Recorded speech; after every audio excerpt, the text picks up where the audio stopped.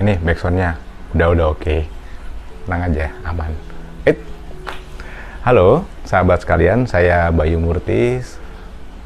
Iya, tanpa teks seperti biasa, tanpa teks. Jadi kalau ada salah-salah kata dikit tolong dimaklumi ya. Semuanya saya sampaikan di sini tanpa teks. Misteri itu hidup di dalam pemikiranmu sendiri. Baiklah, begini ceritanya. Jam masih menunjukkan jam 6.15. Masih pagi buat beberapa orang, tapi buat beberapa orang lainnya itu adalah waktu untuk dia bersiap-siap beraktivitas. Sama dengan Bima. Bima berkaca di cermin, dia menatap wajahnya, lalu dia berdoa, "Ya Tuhan, terima kasih, pagi ini saya masih dapat kepercayaan untuk jalani kehidupan lagi. Ya Tuhan, kenapa saya selalu sukses? Iya, apa yang saya miliki ini hingga saat ini, apa yang saya nikmati, kok rasanya lebih dibanding dengan orang lain nikmatin. Saya merasa bersyukur, saya terima kasih, keluarga saya sehat-sehat, saya pun sehat." Bima setiap pagi selalu bertanya seperti itu. Ada tambahan satu pertanyaan yang besar. Dia selalu bertanya gini, "Ya Tuhan, kenapa saya selalu sukses? Apa salah saya?" Jadi teman-teman, banyak orang pengen menuju sukses, tapi si Bima ini justru bertanya-tanya apa yang dia lakukan kalau dia sampai selalu sukses. Itu yang pertama. Terus akan ada apa nantinya di depan ini? Dia sama sekali nggak tahu. Betul sekali, dia memang menikmati apa yang dia telah nikmatin bersama keluarganya hingga saat ini. Dia hanya khawatir apa yang dia nikmatin saat ini seolah-olah bagaikan suatu ujian yang dia nggak tahu nanti ujungnya seperti apa. Hingga dia selalu punya nilai waspada, sikapnya, tindakannya, karena apa yang dia lakukan pada saat mempengaruhi banyak orang di dalam kantor ya, itu berpengaruh pada keluarga mereka. Dia harus hati-hati sekali. Itu sebabnya dia selalu bertanya. Sama seperti pagi ini pun dia bertanya kepada Tuhan. Setelah itu dia melihat ke sekelilingnya, ke dirinya sendiri, dia lihat, terima kasih Tuhan. Dia membenarkan pakaiannya, menarik nafas perlahan, mematut diri sebentar, dia tersenyum. Lalu satu hal yang unik ya, dia mendoakan dirinya, "Wahai tubuh, terima kasih, engkau telah menyertai selama ini." Lalu dia mengucap doa pribadi. Tarik nafas, lalu dia keluar. Di sana dia lihat Rahma, putrinya, lagi sarapan. "Ayah, hai sayangku." Lalu Bima datang ke Rahma, mengecup kening Rahma. Terus Bunda lagi makan di meja sarapan juga. Ada Arya, putranya, putra bungsunya dia. Jadi yang pertama si Rahma, yang kedua itu si Arya ya. Si Rahma mendekati kelas 6 SD, tapi si Arya baru usia 5 tahun. Bundanya itu namanya Nirmala, bundanya Rahma, berarti istrinya Bima. "Ayah, mau dimasakin apa?" "Bunda, aku mau sayur kangkung, tempe goreng, ikan asin sambal terasi." Itu makanan kesukaan suaminya. Bunda tahu sekali. Ya memang itu yang dari dulu selalu dinikmatin oleh Bima. Kalau udah ketemu sambal terasi, ikan asin, nikmat sekali. Ada background yang mesti kita tahu bahwa Bima itu sudah lama didampingi oleh Nirmala dari pada saat mulai menjalankan bisnis hingga seperti saat ini. Nah, jatuh bangunnya pun Nirmala memang selalu berada di sisinya. Dari perusahaan kecil sampai perusahaannya udah berskala nasional. Apalagi saat ini bisnisnya masuk ke bisnis online, karena memang semua eranya sudah seperti itu, era digital. Bima perlahan berjalan ke bangkunya untuk meminum teh hangatnya. Ya, udah waktunya berangkat. "Ayah, ayah," kata si Arya. Si Arya datang memeluk si Bima. Bima juga meluk dia, "Jaga bunda ya sayang ya." "Iya," dia malah ngangguk aja. Terus si Bima menghampiri si Rahma.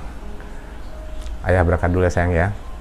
Rahma menghampiri Bima dengan senyum centilnya ya. Asal teman-teman tahu ya, asal sahabat tahu ya, itu Rahma dijuluki misterius oleh Bima. Dia akan ngomong terus, nanya terus, apapun dia tanyain, kecuali kalau lagi tidur. Iya, makanya dia digelari Misteri Wis. Bima berbisik kepada Rahma, "Kakak, jaga bunda ya, jaga adek ya." Si Rahma jawab gini, "Ayah, kalau bunda aku mau jaga, tapi kalau adek aku nggak mau jaga." "Emangnya kenapa? Adek kan laki." "Ah, oke. Lalu Bima memeluk si Rahma, mencium keningnya, mencium pipi kanan, pipi kiri. "Jadi anak yang baik sayang ya." "Ya ayah." Lalu Bima diiringi oleh Nirmala, istrinya, Rahma, dan Arya. Setelah memberikan salam, lalu Bima masuk ke mobil. Setelah starter, berhenti sebentar, lalu mereka berdua berdoa. Dan mulailah perjalanan pagi. Dibuka dengan sebuah cerita yang agak unik. Mobil berlogo bintang warna hitam berjalan anggun dari Tebet menuju kantor Bima, tidak jauh dari area Segitiga Emas. Rute yang dilalui biasanya dari Tebet, kemudian ke Saharjo, Pancoran, terus kemudian sampai seperti biasanya. Rute itu udah dijalani bertahun-tahun oleh Pak Ali, sopir Pak Bima. Perjalanan baru mulai keluar dari area perumahan menuju ke jalan raya. Jam itu baru jam 6.15 ya. Kemudian persiapan, oke, let's say misalkan jam 6.20 mereka berangkat. Itu pun hitungannya udah kesiangan. Tapi Bima sudah mempelajari perjalanan di rute tersebut. Telat 10 menit aja udah macet. Mereka berjalan dan sudah mulai antri karena di depan ada lampu merah. Bima di belakang baca buku, Pak Ali nyupir seperti biasa dengan tenangnya.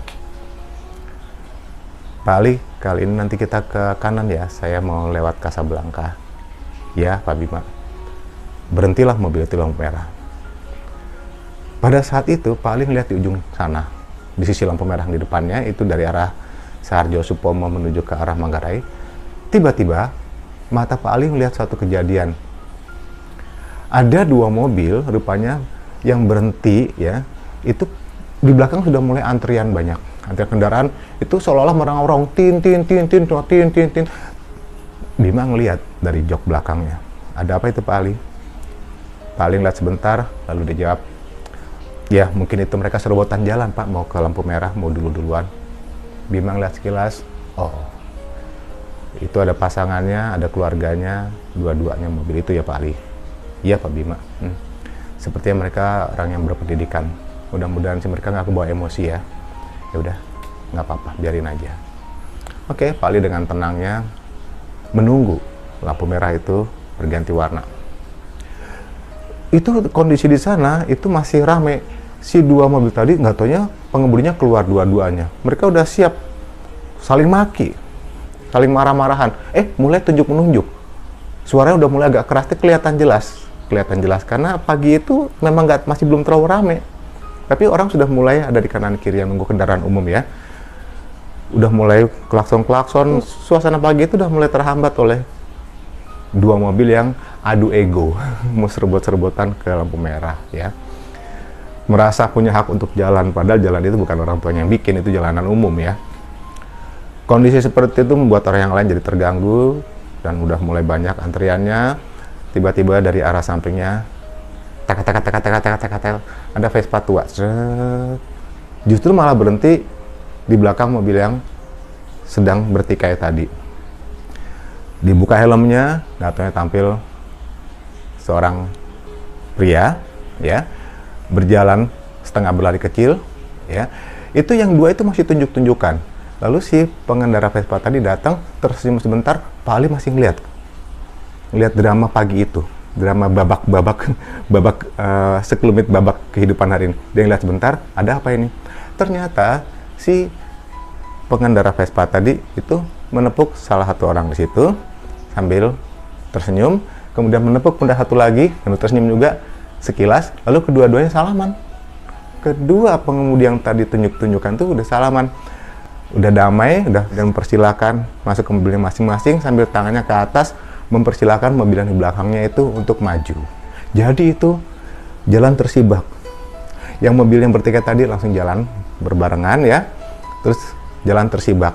Lalu si pengendara Vespa tadi kembali ke Vespanya, dia pakai helmnya, dia starter dan jalan lagi. Itu seolah-olah hal yang biasa. Tapi tindakan spontan yang dilakukan oleh pengendara Vespa tadi membuat suasana pagi itu menjadi kembali ceria seperti matahari pagi yang selalu menyinari. Ya, karena kalau enggak, suasana hari itu, suasana si pengemudi tadi, suasana hatinya jadi akan kacau. Karena sudah dimulai dengan satu hal yang mereka nggak harapkan. Itu karena masalah emosi. Jalan itu pengendara Vespa sambil diperhatikan oleh orang-orang yang di sekelilingnya. Kenapa? Ya pengemudi itu berlalu begitu aja, tapi orang di sekelilingnya tahu bahwa si pengendara Vespa tadi telah melakukan satu hal yang baik. Walaupun seolah-olah kecil, tapi itu bermanfaat buat orang di sekitarnya. Bahwa kebaikan itu tidak selalu harus kebaikan yang bersifatnya besar. Untuk hal yang kecil yang sederhana seperti itu, mendamaikan kedua orang yang bertikai. Dan kondisi saat itu, tiba-tiba waktu terhenti. Pengendara Vespa masih berlalu, kita kembali ke mobil, terlihatlah si Pak Ali sambil memegang setir. Mukanya agak pucat dikit, dia bengong. Di belakangnya tuh Pak Bima sedang baca buku. Dia diem aja, jantungnya berdetak keras, deg deg deg deg deg deg deg deg. Kenapa begitu mukanya pucat si Pak Ali? Sekejap itu, jadi waktu seolah tik berhenti begitu aja. Karena si pengendara Vespa tadi, Pak Ali nggak salah lihat ya, bahwa si pengendara Vespa tadi itu adalah Pak Bima. Itu seolah-olah Pak Ali seperti ngeliat hantu. Aduh, kaget deg-degan. Tapi dia nggak berani bertanya ke Pak Bima. Karena dia tidak mau mengganggu bosnya yang sedang baca buku. Tapi terus kaget sekali si Pak Ali itu. Tiba-tiba si Pak Bima bilang, Pak Ali, nanti kita lihat Casablanca ya. Kita agak menepi dikit di depan kota Casablanca. Kota Casablanca itu mall kalau di Jakarta, di arah selatan ya, menuju ke Sudirman Tamrin. Iya Pak, iya Pak, iya Pak. Masih tergagap Pak Ali. Jalan pelan, Pak Ali sambil bertanya-tanya, sambil sesekali melihat ke spion. Ya, benar itu Pak Bima, dan yang dilihat tadi benar juga itu Pak Bima. Jadi ada dua Bima di sini. Ada dua Bima. Pak Ali sebentar merem, sebentar melek, tapi tetap terjaga di kemudinya. Jalan.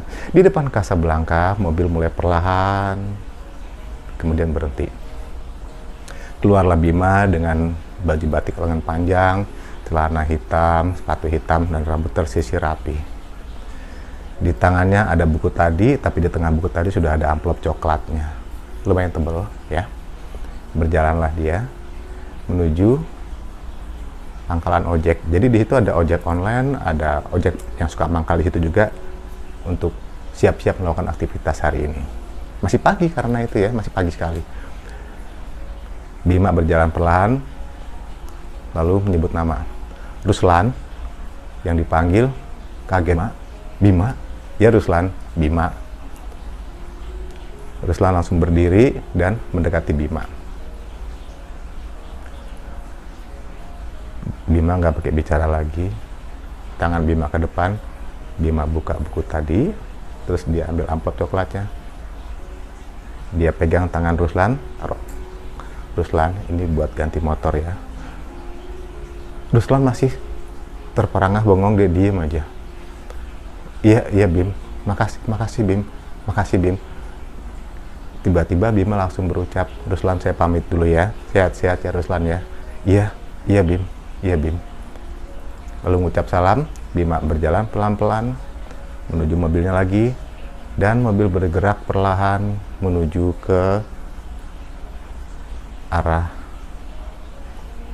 Ambasador hingga ke Sudirman menuju ke tepian Tanah Abang. Oke.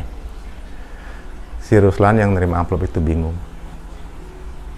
Dia masukkan ke saku jaketnya, ya. Dia ke motornya, dia starter motor sambil sesekali pegang ke saku jaketnya supaya nggak jatuh.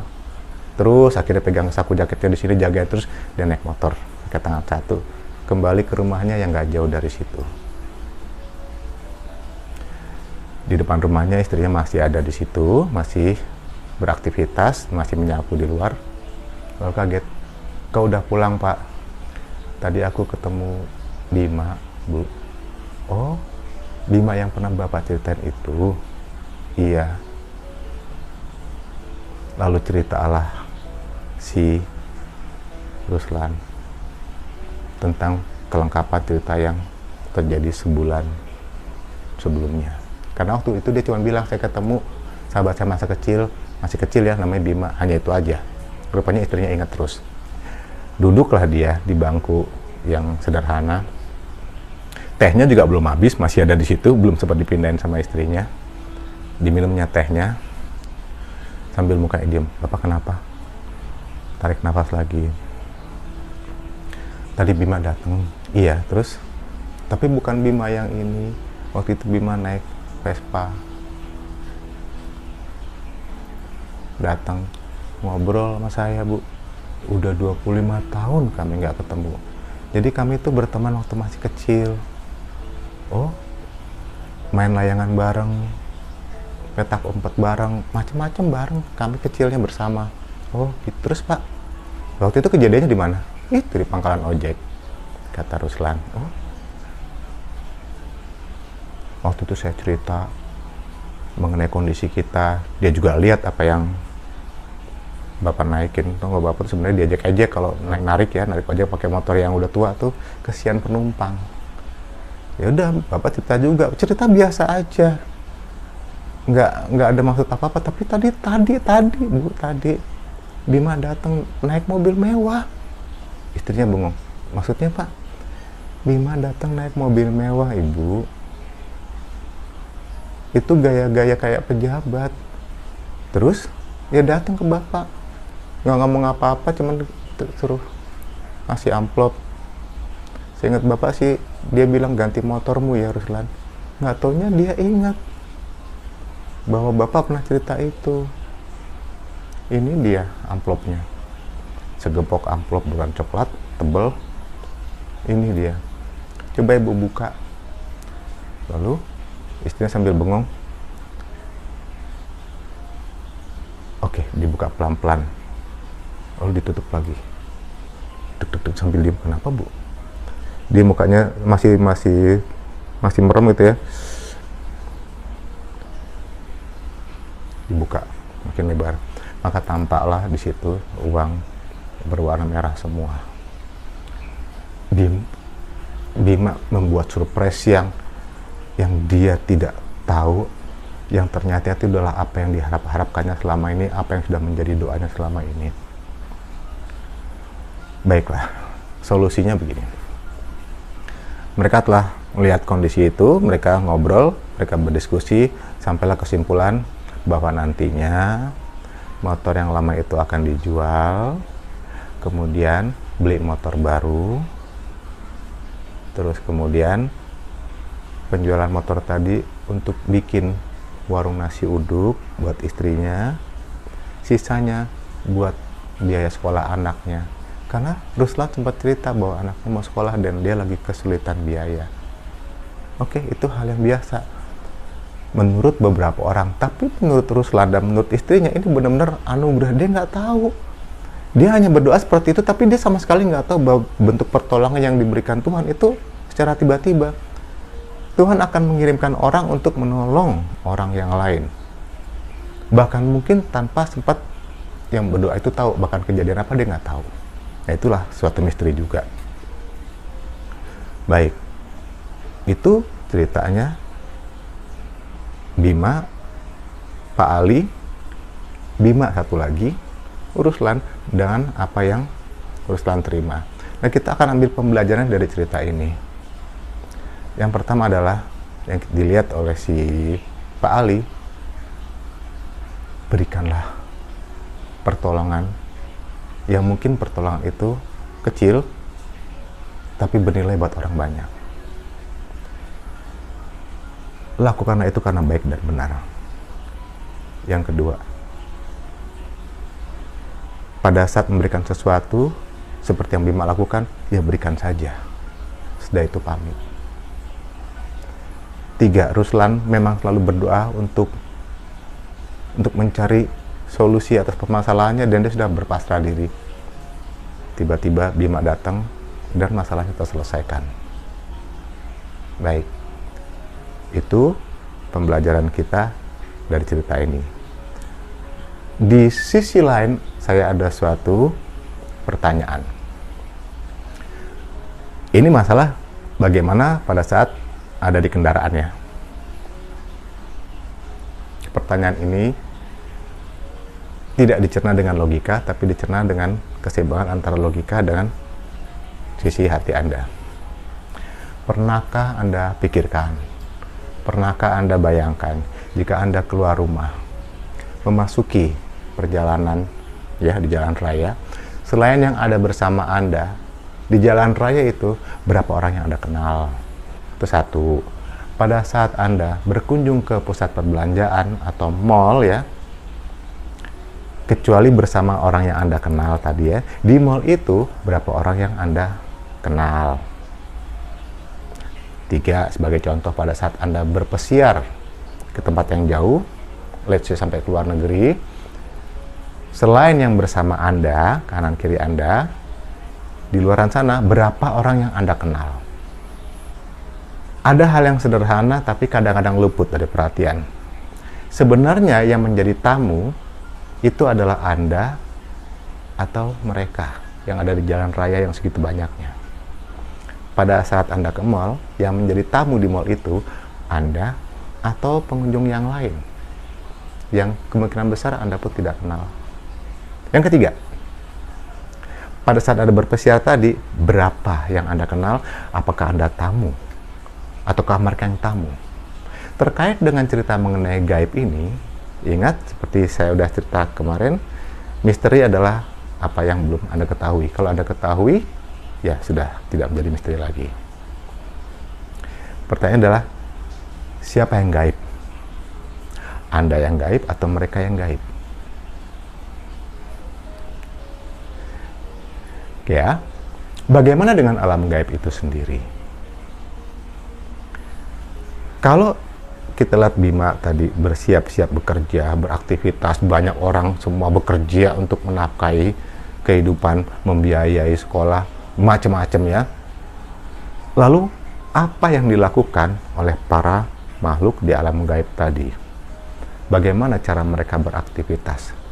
Apakah aktivitasnya untuk mereka sendiri, kalangan mereka sendiri, atau justru terkait dengan Anda, dengan saya?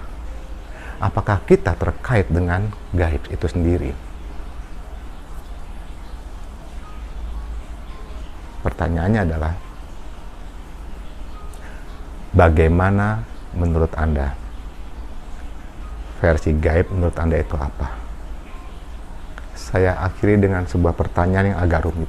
Boleh ya? Nah, nanti jawabannya itu ditulis di kolom komentar. Yuk kita tebak-tebakan.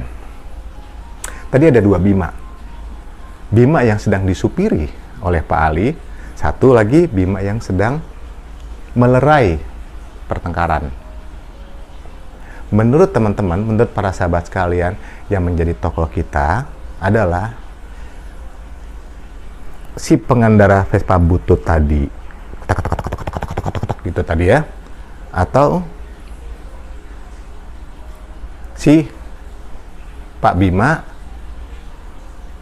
yang pengusaha sukses, rendah hati, sikapnya baik, berwibawa, tenang. Mana menurut Anda?